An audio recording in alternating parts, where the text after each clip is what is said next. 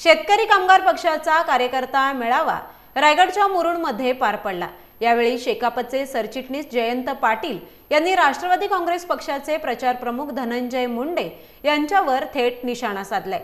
तर मागील आठवड्यात धनंजय मुंडे यांच्या उपस्थितीत मुरुडमध्ये शेकापच्या अनेक कार्यकर्त्यांनी राष्ट्रवादीमध्ये प्रवेश केला होता।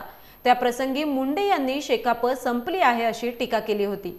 याला जयंत पाटील यांनी प्रत्युत्तर दिले। पाहुयात नक्की काय म्हणालेत जयंत पाटील। त्याला तिथे येऊन निवडून येऊन दे, त्याच्या मतदारसंघात दोघे बहीण भाऊ एकत्र झाले तरी बीडमध्ये वेगळं चित्र होईल एवढंच मी सांगतो।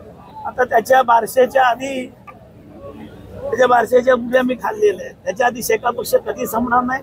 मोठमोठे नेते या जिल्ह्यातून सोडून गेले, आमदार खासदार सोडून गेले। शेका पक्ष आहे तिथेच आहे आणि शेका पक्षाची मतं आहेत तिथेच आहे। एक तरी मत कमी झालं का कुठल्या मतदारसंघामध्ये? आणि आज जे गेले ते फसले, जे गेले त्यांचे फसलेले आहेत।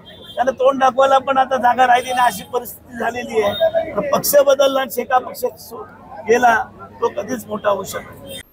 रायगड लोकसभा मतदारसंघातून सुनील तटकरे महायुतीचे उमेदवार असल्याचे जाहीर झाल्यानंतर सुनील तटकरे हे लोकसभा निवडणुकीत निवडून येणार नाहीत असं वक्तव्य जयंत पाटील यांनी प्रचार माध्यमांशी बोलताना केले। देशातलं चित्र बदललेलं दिसेल आणि म्हणून या ठिकाणी तटकरे पडणारी काळ्या दगडावरची रेड आहे। त्यांच्या बरोबर फिरणारे लोक आहेत ते पण आम्हाला सांगतात याला पाडा, आम्ही येऊ शकत नाही।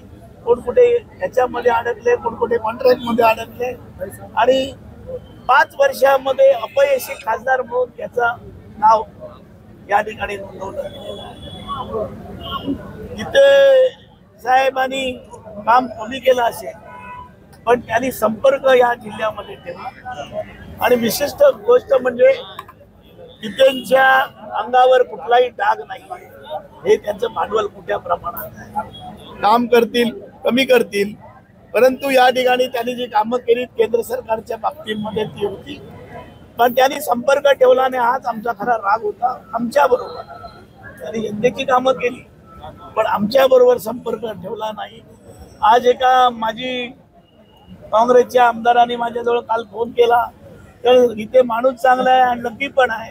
आज त्यांना वेगळं वातावरण मिळालेलं आहे। तुम्ही बघता, तुम्ही फिरतात, माझ्यापेक्षा तुम्हाला जिल्ह्यातली आणि मतदारसंघातली माहिती आहे कोण काय बोलतं काय नाहीये।